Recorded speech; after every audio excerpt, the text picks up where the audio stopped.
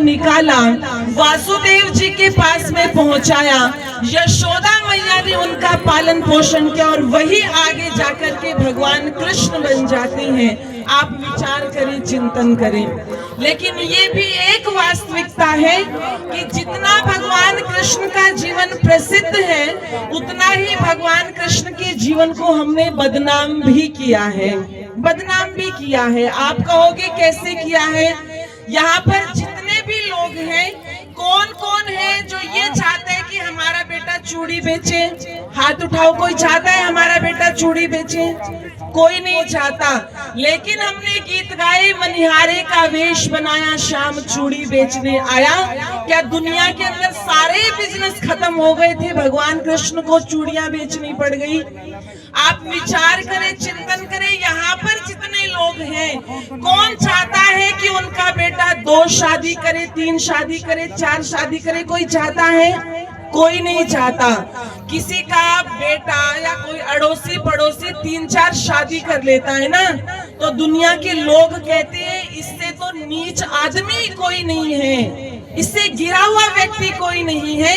लेकिन भगवान कृष्ण की हमने कितनी शादियां करवाई? 1 नहीं, 2 नहीं, 3 नहीं, 4 नहीं। हम कहते हैं भगवान श्री कृष्ण की 16,108 रानियां थी। आप विचार करें, चिंतन करें, सारा जीवन शादी करने में ही निकल गया। लेकिन इतिहासकार कहता है भगवान कृष्ण ने अपने जीवन में केवल एक विवाह किया, और वो विवाह भी राधा से नहीं किया था, वो विवाह भी माता रुक्मणी से किया था। और जब उठा कर के लाए थे, जब रुक्मणी ने पत्र लिखा था कि मेरा भाई शिशुपाल मेरा विवाह शिशुपाल के साथ में करना चाहता है, और लेकिन मैं मन से तुम्हारा वरण कर चुकी हूँ कृष्ण, अब तुम्हारा दायित्व बनता है कि तुम मेरे साथ में विवाह करो।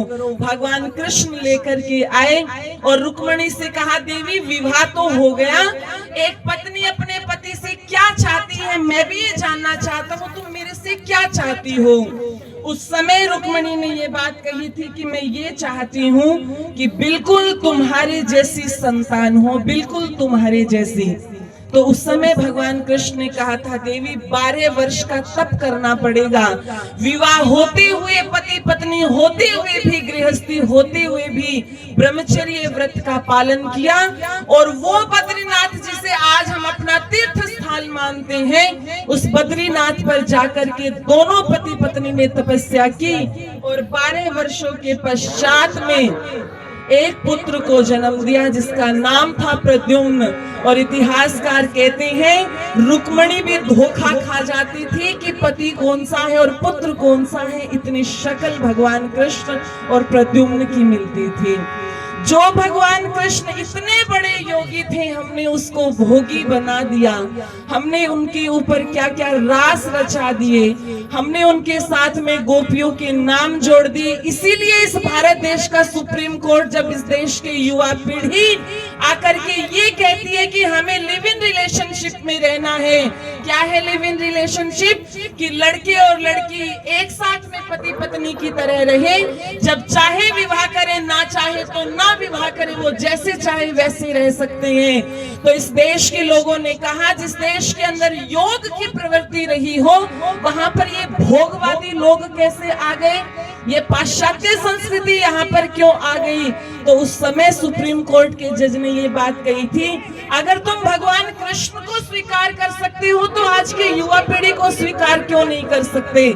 जो लड़कियों के कपड़े उठा करके भाग रहे हैं, जो गोपियों के साथ में रास रचा रहे हैं, जो 16,108 लड़कियों के साथ में विवाह कर रहे हैं, तो तुम आज की युवा पीढ़ी को क्यों लिव इन रिलेशनशिप में रहने नहीं देना चाहते? विचार करें, चिंतन करें।